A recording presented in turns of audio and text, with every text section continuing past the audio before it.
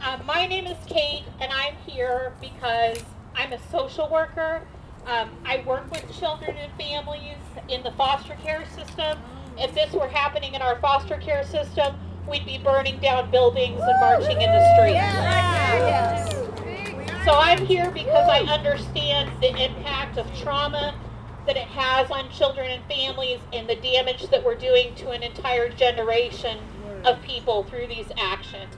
I did invite one speaker, Kari Chesney, and she has announced her candidacy just this past Friday to run against Sarah Walsh in the 50th district. I'm a member of the 50th district, and I'm happy to have Kari here to challenge that. And Sarah Walsh's husband is Representative Hartzler's chief of staff here. So we're very happy to have Kari here, and she's going to share a few words about herself and her passion for these issues. So Kari? Thank you for that introduction. And I want to thank all of you for coming out today and spending some of your Tuesday afternoon supporting the tens of thousands of migrants who are wrongfully being detained at our border and around our country. And I'm sure a lot of you have seen some of the anecdotes across social media from some of the children that have been detained recently. And it highlights that our country is in crisis. Because yes, our country does have concentration camps operating in the United States. Yes. And yes, our federal administration is committing crimes against humanity. And the cruelty is the point. Our federal government believes that if the stories are bad enough, or if the conditions are bad enough, that is going to deter people from trying to get into the United States. But when your other option is to stay in Central America, where the most likely future for your child is gang violence, or where your family is starving because of the crushing poverty that affects the region, or when your family member or yourself may be murdered on the spot for your political dissent, or where the United States has pulled hundreds of millions of dollars in federal aid that was supposed to go to reinvigorating their economies and stabilizing the government and political control that has taken over. Right. That is not an option. Your only option is to try to leave and find a better life somewhere else. I would. And let's be completely honest.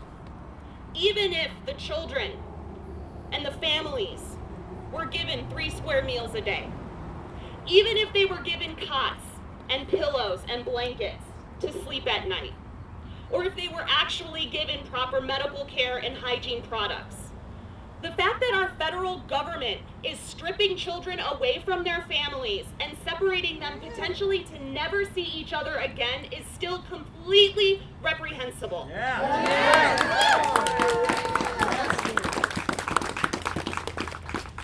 And so we cannot wait until 2020. We cannot wait until the next election. And we cannot wait one more day to make our federal government end the barbaric policies that they have instated.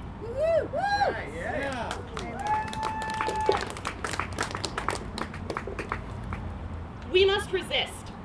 We must fight, and we must lay bare the hypocrisy of an administration and a party that touts themselves as pro-life, but could care less about the innocent lives they are destroying each and every day. And so I say that we take back the term pro-life and give it meaning again. We take back the term pro-life to mean pro-refugee, pro-asylum seeker, and pro-pathways to citizenship. We take back the term pro-life to mean pro-healthcare for all, pro-sensible gun reform, pro-family leave, pro-early education and public education, pro-workers' rights, and pro-reproductive justice. And so today is not about me as a candidate, But what I will say is that as your representative for Missouri's 50th House District, I will push each and every day to ensure that human dignity and human rights are guaranteed to each and every person that steps foot into our state and into our country. And so please join me in donating, volunteering, and helping in any way that you can to ensure that people in the Democratic Party like me are put into office in 2020 to make sure that justice and dignity and humanity win out over hypocrisy, corruption, and hate.